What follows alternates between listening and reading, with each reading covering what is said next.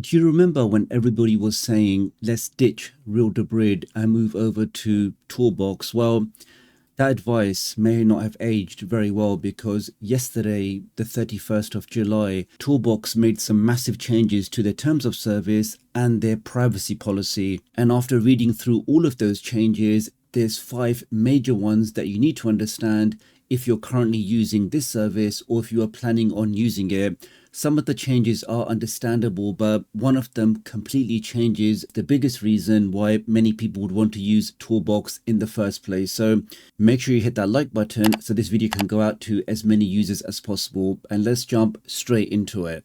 Now, over the last year, we've seen some big changes in the Debrid world. Real-Debrid has lots of changes, lots of updates, lots of things got removed. Premierise also changed some of their terms of service, and then thousands and thousands of people moved over to TorBox because it was seen as a privacy-focused alternative. And again, that's really what everybody's looking for, is some privacy, because they want to ensure that if they are streaming or downloading torrents or using cache data, they want to ensure all of that is kept as private as possible. But as you'll see in just a second, lots of changes have now happened in that particular area. Now, the first thing that stood out was the new change of ownership. So previously, everything was pretty straightforward in terms of the company structure. So we can see that the company is now operated through a UAE free zone company called Anonymous Systems.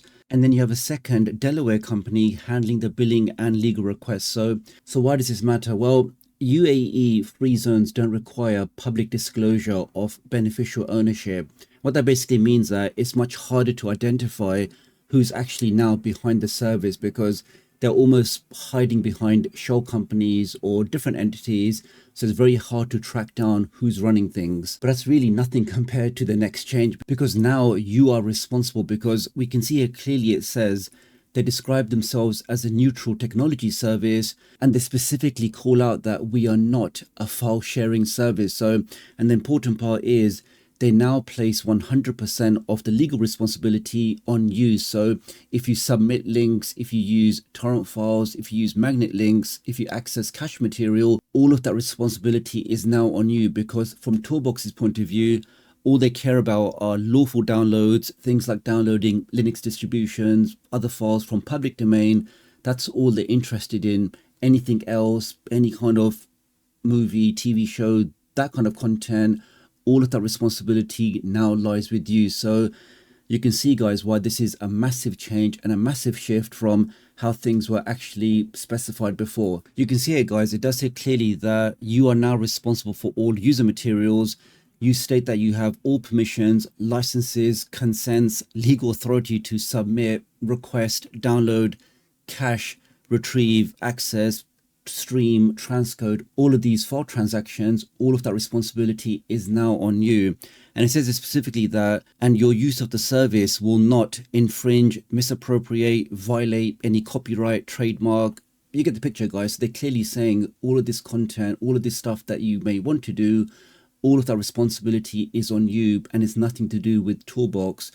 And the kicker here, you can see, guys, just as an easy summary, that TorBox is not responsible for user materials, and TorBox does not endorse, verify, license, authorize, approve, or assume responsibility. So again, it's not their responsibility, it's yours. So it is pretty shocking, but in some ways you can see that, again, when any service becomes popular for the wrong reasons, then again, the pressure builds up, the authorities start clamping down, and very quickly these services either go into submission or they quickly change their terms to protect themselves and put all of that responsibility on you as the end user. So you can see so far, all of this is about protecting TorBox and making sure that all of the responsibility, all of the ownership, all of the accountability is on you as the end user. Now, the next one is the one that I personally was most shocked about, because yes, terms of service have changed, but if you scroll to the top, if you go to the policies, and let's say we're now looking at the privacy policy, because as I said at the start of this video,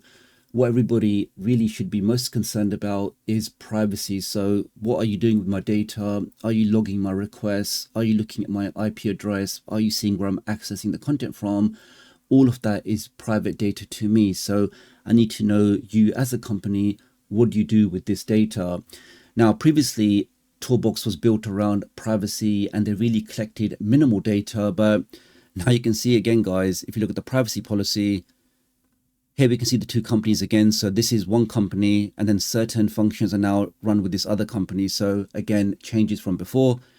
And scrolling down in terms of what do they do? What do they collect? So here, what do they collect? So they collect your details regarding your email address, your password, your subscription tier, your support preferences. That's fair enough. Okay.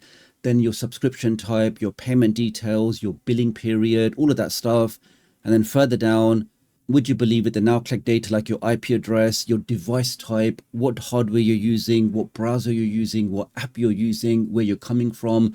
All of that content is now being scanned and logged by TorBox. So really, for anybody worried about their privacy, anybody that cares about this stuff, this is just massive red alarm bells. So again, just massive changes to before. And looks like they're now just going in the opposite direction of not really being privacy focused and just really being like any other company out there. I beg your pardon. So looking further down, there's even more stuff. So they're collecting which URLs you're clicking on, which magnet links, torrent information, file ownership, file names, pretty much any information that you could potentially collect. It looks like they are now collecting it.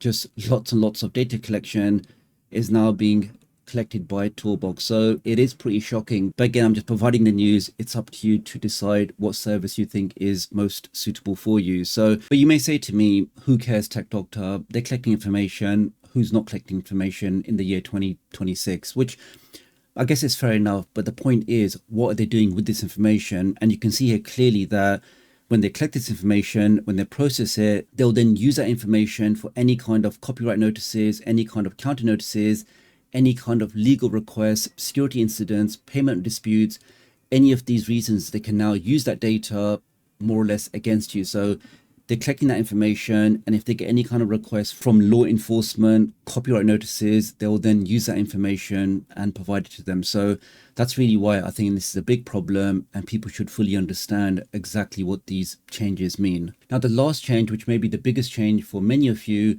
is regarding deletion. So typically when you delete something online, you'd hope that means that that data is now gone. But again, if we look at the privacy policy, you can see they're saying that deletion of downloads, files, account data, any items from your account interface may not be actually deleted straight away. Now, previously the policy said that when you delete something, TorBox stated that this information will be removed, but the new policy completely changes that.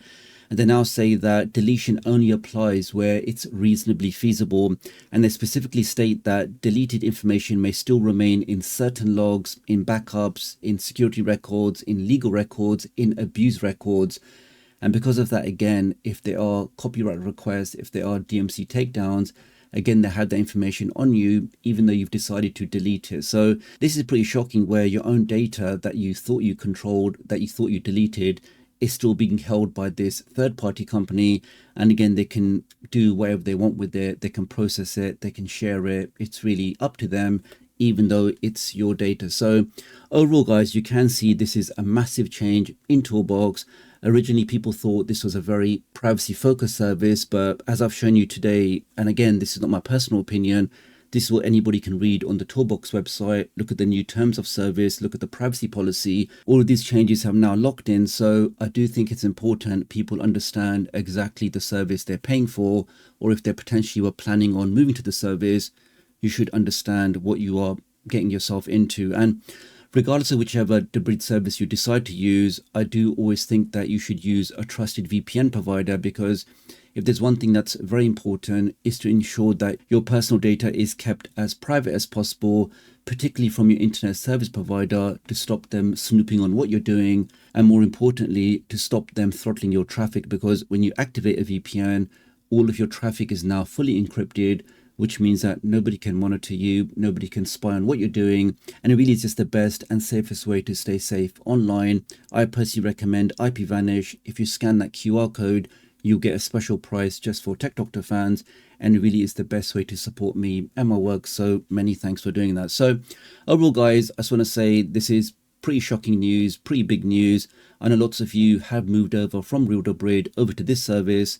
And I genuinely would love to hear your thoughts on this. Are you worried about this? Are you concerned about these new changes? Do you care, or do you not use the Debrid service at all? So do leave me a comment below, let me know, and I'll hopefully catch up with you guys real soon. Thanks.